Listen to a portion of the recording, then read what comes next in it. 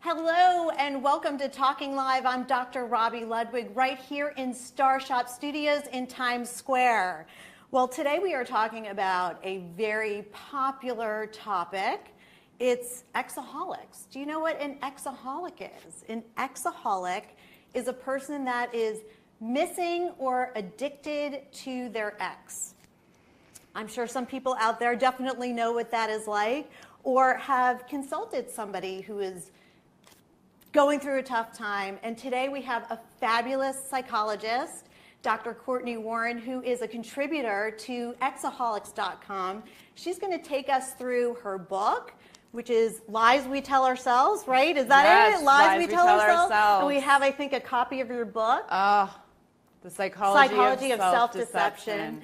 And she's going to help us understand what exaholics.com is all about. And we're going to have links that people can join and look through. But first of all, we're going to talk about the lies that we tell ourselves, because I thought it was so brilliant when you were talking about your TED Talk, Lies We Tell Ourselves. Yes. And then I'm going to ask you a question, because at the end you kind of dropped a question, or you made a statement to the audience that I was really curious about. Do you think that there's a connection between the lies we tell ourselves and problematic relationships? Definitely. Yeah. There's always a connection because we lie to ourselves as humans all the time. I mean, I hate to say that because we so don't want to admit that that's true. Right. But the fact is, it is so hard for us to be honest with ourselves because it requires you to acknowledge things about yourself that you don't like, that you don't want to be true. Unless you've had a lot of therapy. Yes. Because therapy allows you to understand things about yourself that you end up owning. And I think really that's what is really great about getting older, because you embrace all the various aspects of yourself and you own who you are in a more confident way. But it is very difficult to accept our darker side, if you will. And we don't want to hurt people's feelings. What's your sense, or when you were writing the book, what's the most common lie that people tell themselves? There are so many lies we tell ourselves. And let me just preface this by saying that as a therapist, as a psychologist, and I know this is your world too, what I realized was that independent of what a person was coming to treatment for, the hardest thing for me to do was to get people to move forward when they couldn't admit the truth. So that whether it was an addiction or a love interest or eating issues or relationship issues, if they were stuck in their own reality that was false, we were stuck. So do you think that there's a difference between denial and lying? Because denial means that it might not be conscious. Correct. So for those of you out there who may not be in the psychological world, there are defenses that we have in order to make it easier to get through the day. Like, we don't want to be thinking about death every single moment, right? Correct. So we kind of block that from our experience. And so that's what denial is. It's not really being able to address something because it's too painful, or it might get us to feel depressed or not be able to function. So did you find that there was a difference between lying and denial? Yes. Okay. There is a difference between lying, overt, bold-faced lying, and self-deception. And the main difference is that when you're lying, you're intending to mislead someone. Okay. Right? You're intentionally presenting a version of the truth that is not accurate. And you're doing so usually because of a motivation, right? Okay. Either financial or psychological or whatever the case may be. So you would have a patient that would lie to you? Lie to their therapist? Oh, yes. And especially to their therapist. I always say I'm the last to know. But it's really interesting, because I had a situation with a patient where she was just chasing this guy. And it was painful for me to hear, because I was never an unrequited kind of girl. It's like, if you were not into me, that was a turn off, and I just was not into you back. But she was chasing this guy, and she would find herself where he was, and I was pointing this out to her, and she could not admit it. And then finally we realized that the fact that he was putting up these walls made it safer for her. But it was a process. It was a combination of not wanting to face something painful And we all have intimacy issues, which is, I think, why Exaholics is such a great resource for people, because really there's nothing more painful than feeling unloved or feeling rejected or feeling like the person you want doesn't love you back. And that's when people really get in touch with their aloneness. Don't you think? Absolutely. Absolutely. Exaholics is an amazing resource for anyone struggling with the breakup, with a love interest that is not working out, who doesn't want to be with you perhaps, or you just realize that this relationship isn't going to work, but it's crushing. Yeah. You know, for so many of us, when we're in a situation that is ending, a romantic situation, it's absolutely traumatizing. And we know from neuropsychological research that it activates the same neural pathways, the same brain sort of neurotransmitter pathways as you would see in any other addiction, like a substance dependence or in eating, pathological gambling, the behaviors. So you can either have that neural pathway triggered by an external stimulus like cocaine or a drug of abuse, or it can happen because of a behavior that you are continually engaging in. We can get addicted to people. We can get addicted to people. Do you think that there are certain people that are more vulnerable to this kind of addiction than others? That's such a great question. And I mean, I have my addictions, but not in terms of unrequited love. Yeah. I think that the research is just emerging on that topic, whether some people are more vulnerable or not. But what I would say is that probably the more centered and secure you are as an individual, the easier it's going to be for you to be honest with yourself. So going back to the self-deception, the reason self-deception is different than lying is that you don't know you're doing it. You're not aware of it. And in that sense, you may be spreading lies to other people, but it isn't intended. It's because you can't quite admit that this person doesn't want to be with you or is in love with someone else more than they're in love with you, so they are leaving this relationship. Whatever that looks like. It's a little bit like creative writing, right? So when a person's being rejected, they look for any sign to believe what they want to believe or need to believe. And I'm sure you see this in your private practice as well.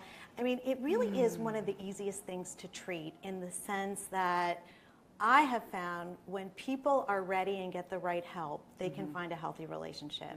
They just tweak what they're looking for in a different kind of way, and that, you know, we all need to go through different kinds of relationships to learn. Yes. But, you know, and I think to appreciate the right relationship, but often when we keep choosing people who are unavailable, there's an intimacy issue, wouldn't you say? Oh, yes. And often, we're not aware of this, but we're attracted to people who are familiar. Yeah. And sometimes what's familiar is really unhealthy for you, depending on what your early learning was as a child about what a healthy relationship should look like. Yeah. Or what you deserve to have in a relationship, or how close you can be in an intimate relationship, and like you were describing. How close do we all really want to be? Yes. Right? Do we want to be called on our stuff or not? Or do we just think that sexual attraction is a good relationship? And certainly when you're chasing somebody, it's very different than when you're in a longer term relationship. You talk a little bit about you talk about whether to friend or defriend an ex, which is a big question. I usually recommend the defriending or not looking, but it's very hard not to look. It is so hard, especially sort of looking at this from an exaholics community, which is people who are really struggling with a breakup. Yeah. They're compulsively trying to seek that stimulation because it does activate the same brain areas that give you that craving, that rush, that if I just have that person in my life, then I'll feel better. Right. It's almost like a drug, right? It's for at least a short amount of time. It's the same as a drug. It is. Right? The same chemicals are being released. And you bring up a really good point. When you're in that state of the breakup, you're out of control. Right? Because addiction is not like, oh, I'm in control. Right. You're not in control, and you're not able to take care of yourself emotionally in the right kind of way. So I believe, if I remember correctly, you recommended if you can handle being a friend, stay connected, but in most cases it's really correct. Very difficult. I think when you can be a friend, it's probably after a period of time. Right. Where you've taken a break, you've established yourself as an individual in your new life without your ex. And so then when you're exposed to them, you don't have the same pangs and cravings and motivation to seek them out. And if you do, even 20 years later, it's probably still a good idea not to friend that person. I agree because, and part of that is the fantasy. It's such right? a fantasy. I mean, we certainly fall in love, and over time is really when you get to know a person. But a lot of times, the romantic phase is falling in love with an idealized image that may or may not be there. And so you talk about this kind of falling in love with who you want them to be, and then when the breakup happens, only focusing on the positive aspects of the relationship instead of the more realistic aspects of the relationship. How does Exaholics help people navigate through that process? Help them get in touch with who the person really is and how the relationship may not have been all that. At Exaholics, we really conceptualize it as two phases. There's the initial breakup phase, which most of us think of as that first immediate time of breakup where you feel completely blindsided sometimes. You're really in trauma mode, almost panic mode of craving that person and thinking about them constantly and wanting to get back together or wondering who they're dating now, right? It's this kind of preoccupying, oh my gosh, I'm in this middle phase. And in that phase, what Exaholics tries to do is be a support, to offer individual chats and conversation with people who are going through similar situations. We really encourage abstinence in the very traditional sense of. So there's a 12-step program that's is. recommended. Yes. So like the first step is abstinence, and does it go through all of the same steps as really does. Alcoholics Anonymous? Yes. Okay. But in a relationship context. Okay. And there really is a lot of evidence that it behooves you to take a step back from your ex and try to distance yourself as much as possible. And they count days on Exaholics. So just like you would in AA, Alcoholics Anonymous, or Narcotics Anonymous, is there a magic number for the day that kind of you can say, okay, I'm surviving, or I can contact this person, or not contact this person? Yeah, there isn't a magic number for that. It's really that. Then it comes into sort of phase 2, which we conceptualize as, okay, you've gotten through this traumatic, terrible, you're barely getting through sometimes those days, and now you're moving into the, so now what? Now what am I going to do? This relationship is over. It's been really painful for me. It's not the experience that I wanted. How am I going to move forward and change in my life? And how am I going to create the life that I really want for myself, which includes a future relationship that would be healthier for me? Right. And how can I understand myself in a more integrated, fundamental way to be sure that I don't repeat the same patterns. So why did I choose this particular person? And how did, why was I attracted to a person who wanted to break up with me after 4 dates, or whatever the case may be, or a longer period of time? And now there's ghosting, which didn't really exist. In my day and age, there was getting stood up. Yes. I mean, you can get stood up, or you can stand somebody up. But the ghosting, I find, is really hard for people to take. So when people just disappear, Yeah. you go on your dates, or you think things are going well, and all of a sudden, there are no more phone calls, there's no more Just like out of the contact, blue. just gone. Right. Ghost. They're a ghost. One of the hardest parts about ghosting, from my impression, is that there isn't any closure. Exactly. Right? And Yes. we so desperately want closure when we go through a breakup. We want to understand, why didn't you want me? Why isn't this working? What could I have done differently? How maybe we can get back together, right? It's the whole kind of fantasy of, let me understand what didn't work and let me feel better moving forward. The hard part about that is that most people don't ever get closure. Right. Right? In reality. Yeah. It's And also, a if luxury. you're addicted too, I work with somebody. Oh, God help me. Okay. Well, I'm very confrontational with this particular patient because I feel that it needs to be done. Yes. But for this patient, not being able to have control. And so it doesn't matter what information this person is given, it's never enough. Right. And I think the hard part too is that we tend to self-blame after a Very breakup. much. So with the ghosting, Yes. you fill in the gaps with all the insecurities. I'm not good enough. I'm never going to find somebody else. Right. Why didn't they want me? If only I was prettier. If only I was smarter. If only I was blah, blah, blah, blah. Then I would be enough. And so with the Exaholics.com community, there's like a chat room where Yes. people can talk to one another Yes. and share stories. And there's something very healing about that. It's normalizing. It's supportive. It puts struggles with breakups in a context of your biology, which makes you feel less pathologized in many Yes, ways. You don't feel like something's so wrong with me. It's like, no, we understand why you're having this reaction, actually. I could even tell you what's going on in your brain right now. And so some of the things that people mention on the site is birthday anxiety, when your birthday comes up and an ex is not around, ex and sex. I guess people also struggle with idolizing your ex, so mad at myself, still sleeping with my ex, the holiday blues. So these are the things, I guess, that get discussed during the chat room, right? Where Absolutely. people share. What I thought was so nice, and if you go to Exaholics.com, and we'll have a link for you after the show so you can look around, look at the articles, look at the experts, is there's a letter right on the front from somebody who had signed up for Exaholics and was in a really bad state and got through it, followed the 12 steps. And they lost their job. I don't know if you read the letter too, lost the job, they lost their boyfriend, and now this person got a job and got a better job and was really feeling whole again, which is the perfect time to look for a new relationship. I wonder if there are new relationships found on the Exaholics site. Like, do we have love connections that happen? I don't personally know of any love connections We'll there, have but to find out. If you're we'll at ask. Exaholics and met somebody and it just worked out, we'd love to hear from you. I think that would be really great to hear. Okay, so some of the top questions that people have asked and people ask on Exaholics: how do you accept that a relationship is over?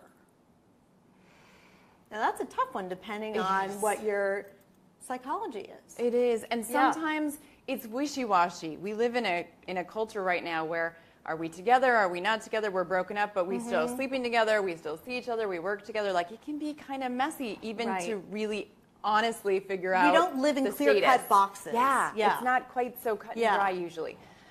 That said, if your relationship really is over, I think the hardest part about people coming to terms with that is that first, they have to let go of their fantasy of what could have been. Yeah. Right? So they're looking back at this lover who they adored in some way, even in a pathological way they were addicted to. And they have to let go of the dream that that was what they wanted it to be. Yeah. At the same time, there's this tremendous fear of the future, of the unknown, of the, am I going to find somebody else? Is this going to work in the future? Am I going to repeat the same pattern? What if I don't find anybody? And you can go down that road of fear and panic about what you can't control, the future. We don't know what's going to happen yet. Right. So helping people to really stay in the present, to try to be as honest as possible about where they're coming from and what didn't work about their relationship, because clearly you broke up, something wasn't working, right? It wasn't working for at least one of you, which means your it ex wasn't is going to an work. ex for a reason. Yes. Montel Williams used to say that. There's a wonderful recommendation that you recommend on the site about writing a letter to yourself. Yeah. So it's like your unhealthy self saying, I miss this person, and then the healthier part of yourself saying, I know that there's someone better in my future. So it's almost like your inner wisdom, getting in touch with that, even if you don't quite feel it yet. I love that as a recommendation. And writing, journaling, writing letters, whatever that looks like for you, can be so healing as a process of understanding yourself. It's also so helpful to reflect on where you've been. So if you start doing that, if you write letters to yourself today, the day after the breakup, and then you write another one in 2 weeks and another one in a month, you can actually see your progress. which is incredibly validating when you Yes. see, you know what, I've gotten through this. I can get through this. I am going Or maybe to you move give forward. yourself closure, right? Yes. You just give it to yourself. You know, at the end of the day, you have to give it to yourself, actually. It's so true. It's so true. Okay, we'll handle one more question. Yeah. That was a big question. How do you stop checking social media? This was a big one on the exaholics.com site. Because we're so inundated with Just social stop. media. Just defriend. Just block. Just whatever. It's very healing. Just don't do it. Just don't do it. If it causes you pain, what's the point? Unless the pain helps you move forward. Mm-hmm. If the pain gets you stuck, then in general, it is so helpful to detach from social media Yeah. or getting information, because what happens usually when you're in that first phase of the breakup is you are craving information about your ex, right? They're your drug. You want to connect with them, and you're Right. looking for any little tidbit you can get.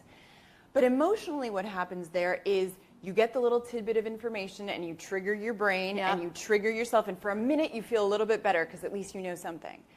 And then you crash. Yeah.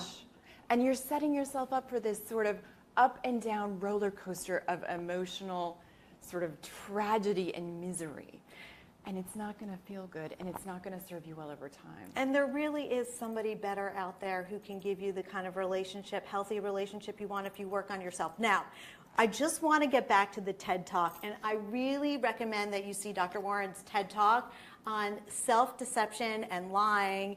And you gave up a teaching, it was tenure, right? I was a tenured professor. She was the tenured professor, Yes. which is really, really hard to get, and everybody wants to get it.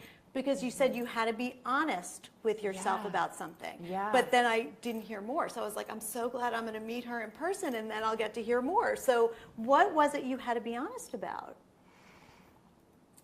After getting tenure, I had my first child. Okay.